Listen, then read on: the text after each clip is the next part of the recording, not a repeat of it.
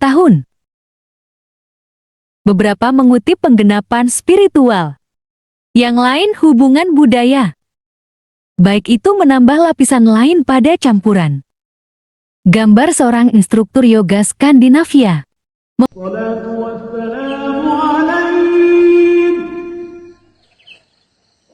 Pernah bertanya-tanya bagaimana Eropa berubah? Tepat di depan hidung kita tidak. Saya tidak berbicara tentang Brexit atau kontes lagu Eurovision. Hari ini kita menyelami pertumbuhan tercepat komunitas Muslim di Eropa. Dan percayalah, ini bukan hanya cerita angka. Ini adalah kisah budaya orang, sejarah dan masa depan jati Gasper. Karena kita akan membongkar salah satu cerita paling dinamis, membentuk konteks sejarah Eropa modern. Jadi kapan umat Islam pertama kali tiba di Eropa? Apakah dengan ransel dan rel Anda lewat? Tidak begitu percaya atau tidak? Muslim telah menjadi bagian dari sejarah Eropa sejak abad ke-8. Ingat Al-Andalus bahwa zaman keemasan sains, seni dan arsitektur dan apa yang sekarang Spanyol. Ya, Muslim menjalankan hal-hal di sana. Jauh sebelum paella menjadi trendy, tapi maju cepat ke zaman yang lebih baru. Dekolonisasi Perang Dunia II. Dan ledakan ekonomi membawa gelombang migrasi. Negara-negara seperti Prancis dan mengundang pekerja dari bekas koloni untuk membangun kembali ekonomi mereka. Sedikit yang mereka tahu, para pekerja tamu itu akan meletakkan akar dan mengubah masyarakat selamanya. Ambil contoh Prancis. Setelah Perang Dunia II, Afrika Utara direkrut secara massal untuk mengisi kekurangan tenaga kerja. Banyak yang datang berpikir mereka akan tinggal sementara, tapi hidup punya rencana lain yang sama. Jerman meluncurkan program Gastarbeiter, membawa pekerja Turki yang akhirnya tinggal permanen. Waspada spoiler, kabus bukan satu-satunya hal yang mereka bawa. Jika Anda menikmati perjalanan ini sejauh ini, jangan lupa untuk menyukai dan membagikan video ini. Dukungan Anda membantu kami berbagi cerita luar biasa ini dengan penonton global.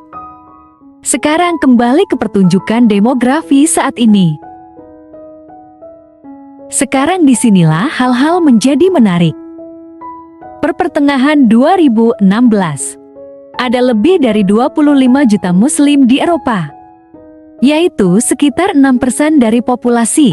Terdengar kecil tapi tahan. Kembali pada tahun 1990 itu kurang dari setengah jumlah itu. Jadi ya, pertumbuhan sedang terjadi dan cepat. Pikirkan jika Anda pernah berjalan melalui Paris, Berlin atau London akhir-akhir ini, kemungkinannya adalah Anda pernah melihat masjid bermunculan di samping katedral. Atau mungkin Anda pernah memperhatikan toko daging halal di sebelah kafe vegan ini. Bukan kebetulan acak. Mereka mencerminkan pergeseran nyata dan yang menyebut Eropa sebagai rumah. Dan inilah kikernya pada tahun 2050. Proyeksi menunjukkan Muslim bisa membentuk 7,4% dari populasi Eropa. Itulah jutaan orang lebih. Berkontribusi pada segalanya, dari politik hingga budaya pop. Bayangkan mendengar ayat-ayat Quranik dibacakan selama acara antaragama, sambil menyeruput latte di kafe hipster. Itu sudah terjadi. Negara-negara teratas dengan komunitas Muslim dengan pertumbuhan tercepat. Mari kita perbesar beberapa negara tertentu. Karena waspada spoiler, tidak setiap negara mengalami pertumbuhan ini sama-sama. Pertama, naik Prancis. Dengan sekitar 6 hingga 9 juta Muslim, Prancis memiliki populasi Muslim terbesar di Eropa. Bagaimana mereka sampai di sana? Campuran imigrasi Afrika Utara setelah wudhu, dan tingkat kelahiran yang lebih tinggi di antara keluarga Muslim. Oh, dan jangan lupakan baget yang tak tertahankan itu. Mereka pasti memainkan beberapa peran kan? Lalu ada Jerman. Pernah mendengar tentang program Gastarbeiter? Itu secara harfiah berarti pekerja tamu, meskipun jelas banyak yang tinggal lebih lama dari yang diharapkan. Pada 2019, Jerman memiliki sekitar 5,3 hingga 5,6 juta Muslim. Sebagian besar berkat imigran Turki. Fakta menyenangkan, orang Turki membuat kebab yang luar biasa seperti itu. Sehingga orang Jerman pun tidak bisa menolaknya lagi. Lebih di Inggris ceritanya serupa tetapi berbeda. Ikatan kolonial membawa orang Asia Selatan untuk mengisi kekurangan tenaga kerja. Sekarang dengan hampir 4 juta Muslim. Kota-kota seperti Birmingham dan Bradford merasa sebanyak Pakistan atau Bangladesh. Seperti yang mereka lakukan Inggris, pecinta teh bersatu dan akhirnya Italia dan Spanyol tidak seperti tetangga utara mereka. Keduanya mulai melihat populasi Muslim yang signifikan baru-baru ini. Sebagian besar karena pengungsi dan migran dari Afrika dan Timur Tengah. Roma mungkin Katolik pada intinya, tapi masjid menjadi pemandangan umum juga. Siapa tahu reruntuhan Romawi akan berbagi ruang cakrawala dengan menara. Jika Anda menikmati video ini dan ingin mendukung saluran, pertimbangkan belanja melalui tautan afiliasi kami dalam deskripsi. Itu tidak akan dikenakan biaya tambahan apapun, tetapi itu membantu kami menutupi biaya menciptakan lebih banyak konten besar untuk Anda. Terima kasih faktor yang berkontribusi terhadap pertumbuhan. Jadi, mengapa sebenarnya komunitas ini tumbuh begitu cepat? 3 alasan besar imigrasi. Tingkat kelahiran dan konversi. Imigrasi yang jelas. Apakah melarikan diri dari konflik, mencari pekerjaan atau bersatu kembali dengan keluarga? Jutaan Muslim telah pindah ke Eropa dalam beberapa dekade terakhir. Tapi itu tidak berhenti di situ. Tingkat kelahiran di antara keluarga Muslim cenderung lebih tinggi dibandingkan dengan orang Eropa non-Muslim. Lebih banyak anak sama dengan pertumbuhan lebih. Itu matematika sederhana dan kemudian ada konversi. Tahukah kamu? Ribuan orang Eropa masuk Islam setiap tahun. Beberapa mengutip penggenapan spiritual. Yang lain hubungan budaya. Baik itu menambah lapisan lain pada campuran. Gambar seorang instruktur yoga Skandinavia memperdagangkan matrasnya untuk tasbih. Kisah nyata integrasi sosial dan budaya. Tentu saja, semakin banyak jumlahnya tidak secara otomatis berarti kelancaran. Tantangan berlimpah dari diskriminasi dan stereotip. Untuk perdebatan tentang praktik keagamaan, seperti jilbab atau makanan halal. Pernah mencoba menjelaskan puasa Ramadan kepada seseorang yang menganggap sarapan itu suci. Tidak begitu mudah, tapi itu tidak semua malapetaka dan kesuraman. Ada kisah sukses yang luar biasa juga. Mengambil dialog antaragama. Misalnya, gereja, sinagoga, dan masjid bekerja sama untuk mengatasi tunawisma atau perubahan iklim. Itulah hal yang ampuh. Atau melihat festival multikultural, merayakan segala sesuatu dari Idul Fitri hingga Oktoberfest. Siapa yang tidak mau mencoba kari, was, dan samosa dalam satu hari? Di kota-kota seperti Marseille atau Leicester, keragaman dirayakan daripada ditakuti. Anda akan menemukan masjid menjadi tuan rumah hari buka untuk tetangga yang ingin tahu, atau sekolah yang mengajarkan studi Islam bersama Shakespeare. Berbicara tentang memadukan tradisi kontribusi ekonomi. Berbicara tentang makanan, mari kita bicara uang. Muslim tidak hanya berkontribusi secara budaya, Mereka juga mendorong ekonomi. Dari pengusaha meluncurkan startup untuk menyelamatkan nyawa dokter. Komunitas Muslim memainkan peran penting di seluruh industri.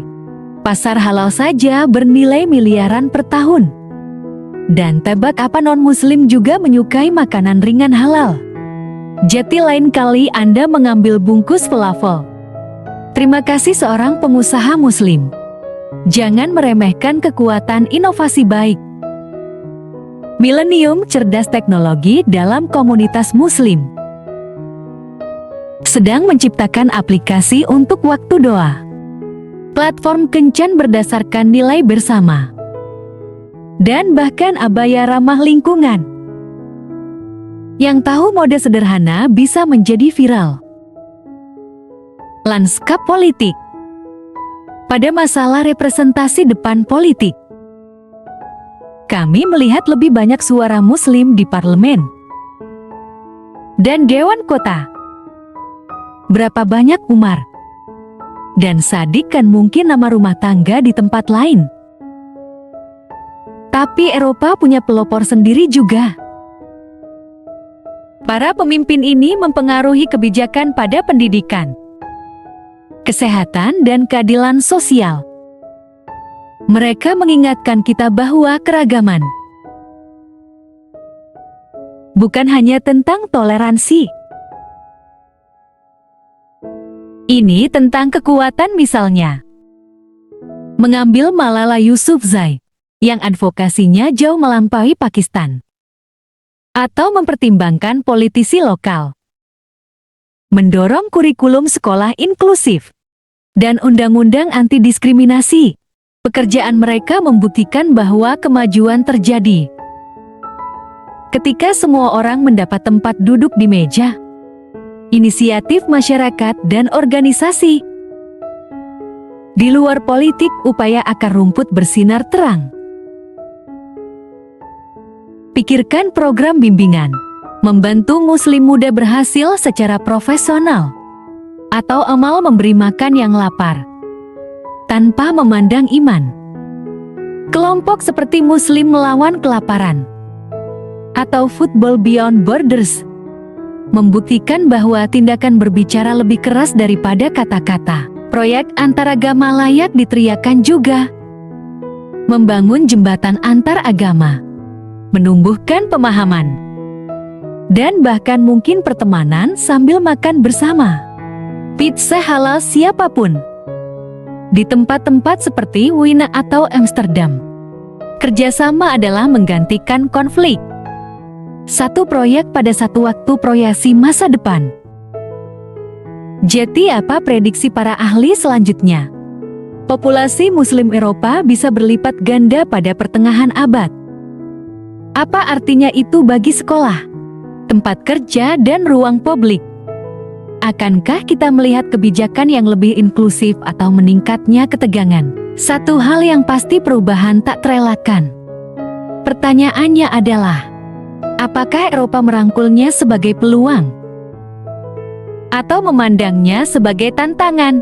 Akankah ruang kelas beradaptasi untuk memasukkan pelajaran tentang kontribusi Islam ke sains? Akan bisnis melayani basis pelanggan yang beragam? Hanya waktu yang akan memberitahu untuk membungkus semuanya. Kebangkitan komunitas Muslim di Eropa adalah fenomena yang kompleks, namun menarik. Ini tentang demografi, sejarah, ekonomi, dan kisah manusia saling terkait. Pasti ada tantangan di depan, tapi ada juga potensi yang sangat besar. Saat kita dekat, tanyakan pada diri sendiri, bagaimana kita bisa membangun masyarakat di mana setiap orang merasa diterima? Karena di penghujung hari, apakah kamu sedang menyeruput espresso di Milan atau chai di Manchester? Kita semua berbagi benua yang disebut Eropa ini. Perjalanannya tidak berakhir di sini. Berlangganan sekarang dan jadilah bagian dari petualangan hebat kami berikutnya. Untuk cerita perjalanan yang lebih menakjubkan dan animasi yang menawan. Terima kasih telah menonton dan sampai jumpa lagi.